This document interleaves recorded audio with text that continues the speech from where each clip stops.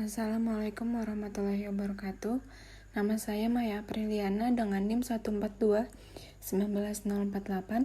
Pertama-tama di sini saya akan menjelaskan secara singkatnya kecerdasan emosional. Kecerdasan emosional atau EQ sangat penting bagi manusia sebagai salah satu solusi bagi mereka untuk menjadi sukses bersama dengan orang lain. Kecerdasan emosional memiliki kemampuan penting yang menjadi pendorong di balik hubungan, karir, dan keberhasilan. Kecerdasan emosional adalah kemampuan kita untuk mengenali emosi dan menggunakan informasi emosional untuk mempengaruhi pikiran dan tindakan kita.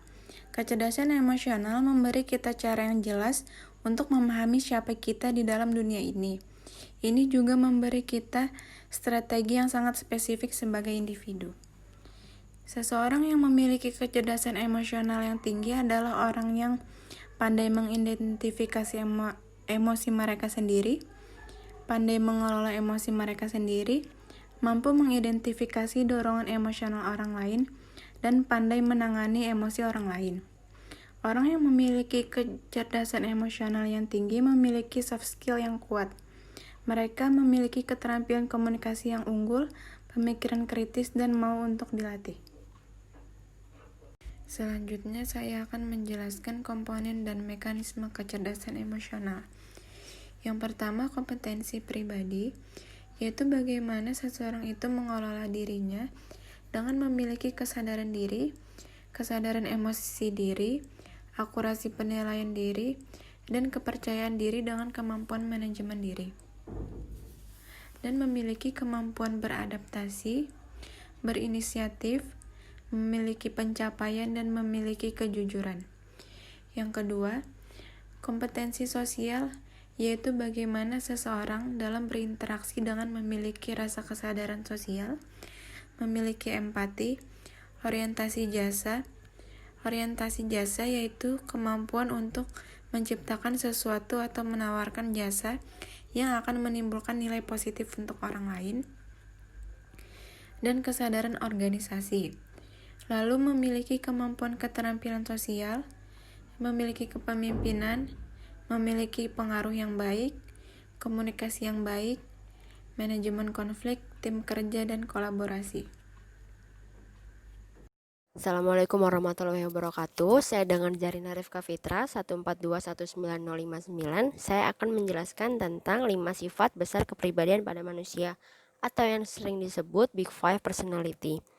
Di dalam Big Five Personality itu termasuk dalam HR and Productivity atau kegiatan human resource yang biasanya ada di industri perkantoran. Yang pertama, Ocean.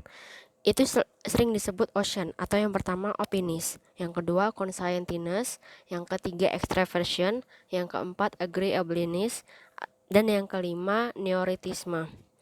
Yang pertama optimis to experiences itu sering disebut terbuka terhadap hal-hal baru.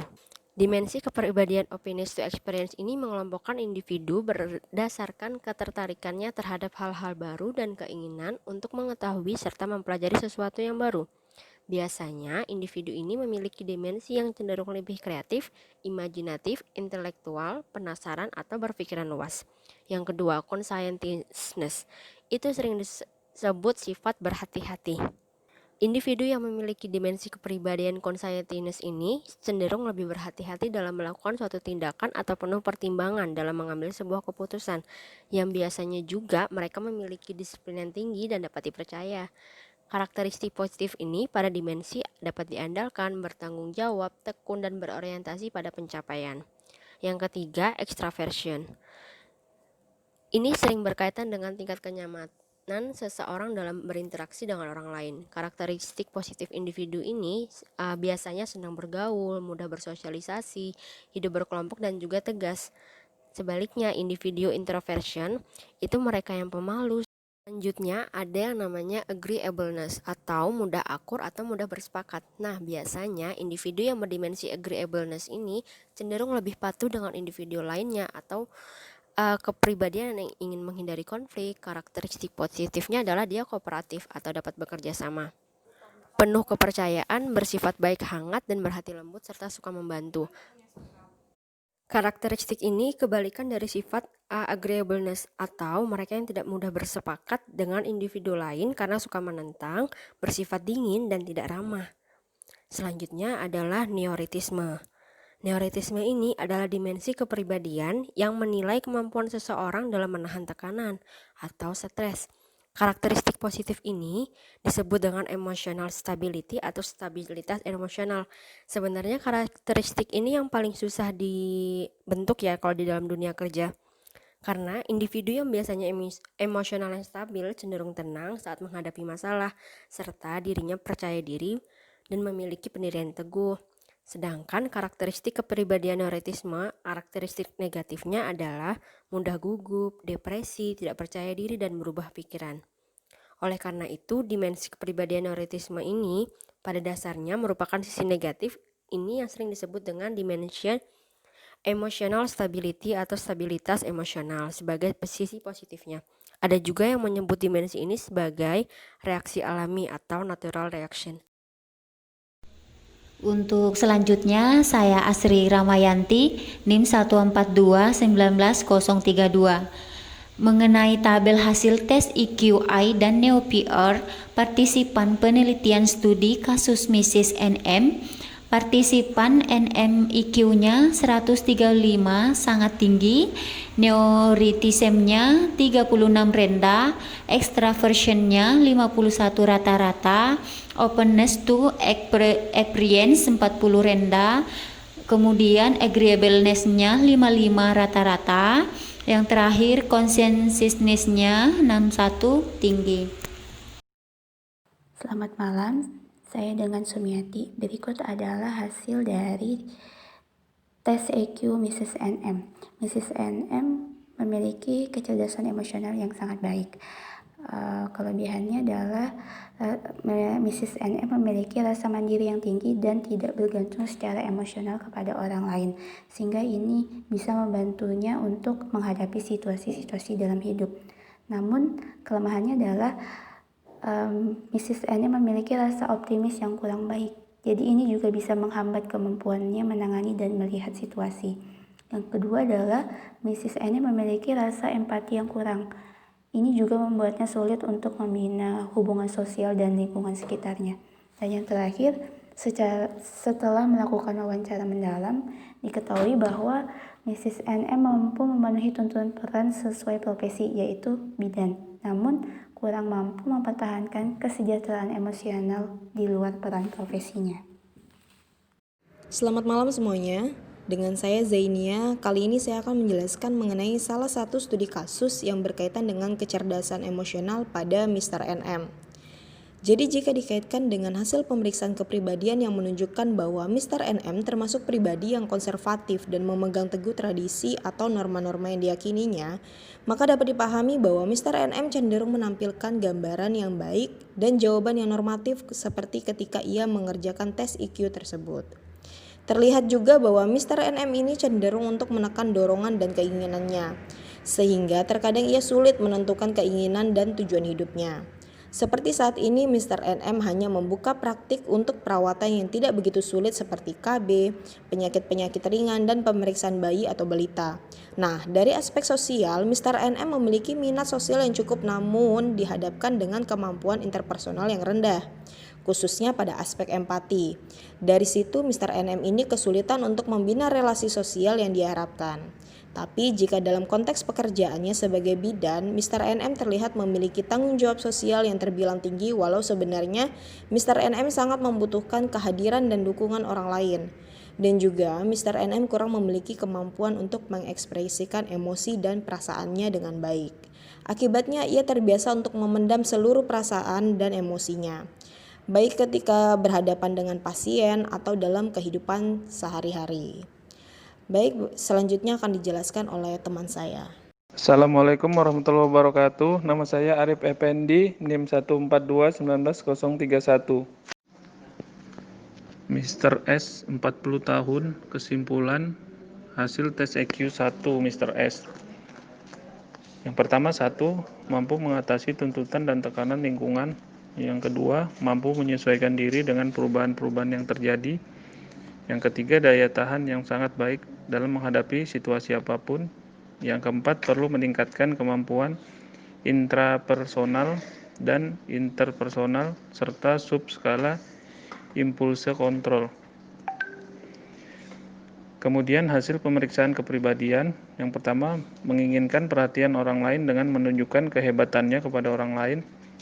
Yang kedua, salah satu kebanggaannya mampu bertahan dibanding dengan rekannya yang lain ketika menghadapi operasi yang sulit.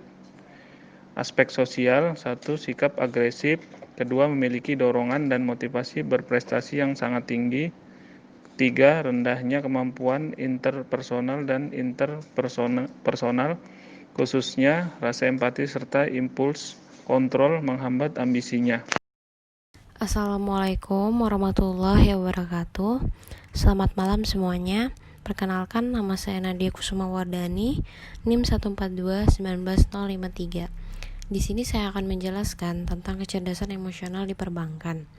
Salah satu industri di Indonesia yang mengalami tantangan luar biasa adalah dunia perbankan.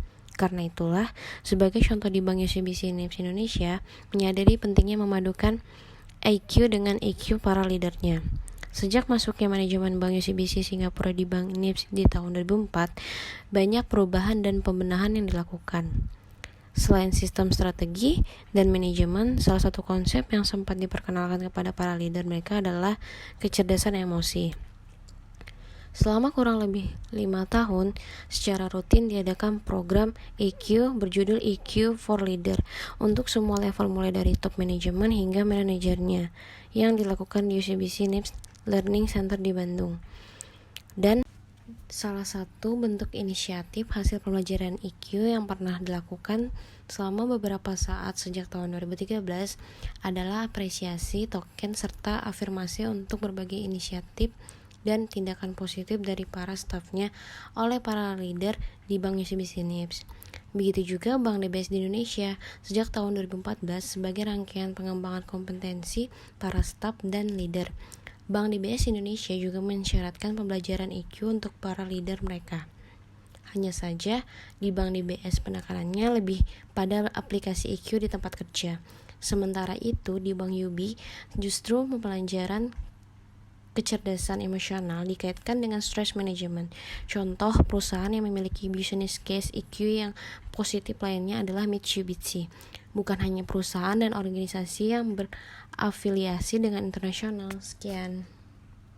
Terima kasih, selanjutnya dijelaskan oleh teman saya. Selamat malam teman-teman, perkenalkan nama saya Dewi Syahaan, NIM 142-19061. Di sini saya akan menjelaskan tentang secara tabel kecerdasan emosional hasil EQ dari Miss NM sama Miss S. Jadi di sini Miss NM mampu mengatasi tuntutan dan tekanan lingkungan dengan sangat baik. Hal ini juga ditunjang dengan kemampuannya untuk menyesuaikan dirinya dengan perubahan-perubahan yang ada. Nah, sedangkan secara keseluruhan Miss M di sini mampu mengatasi tuntutan dan tekanan lingkungan yang ada dengan baik. Hal ini juga dibantu oleh kemampuan Miss S untuk menyesuaikan diri dengan perubahan-perubahan yang terjadi dalam hidupnya. Lalu di sini Miss N juga mandiri secara emosional yang dia miliki membantu dalam menghadapi situasi-situasi dalam hidupnya. Sedangkan Miss S selain itu ditunjang dengan adanya pertahanan yang sangat baik terhadap situasi-situasi yang menimbulkan stres dan serta mampu mengatasi berbagai situasi. Lalu Miss NM di sini juga mampu secara empati yang kurang membuatnya sulit untuk membina hubungan dengan lingkungan sosialnya. Sedangkan di sini Miss S memiliki rasa yakin dan bangga terhadap dirinya dengan kemandirian emosional yang sangat tinggi, namun kurang peka terhadap emosi dan perasaan yang dimiliki. Oke teman-teman, sekian dari saya. Terima kasih dan selamat malam.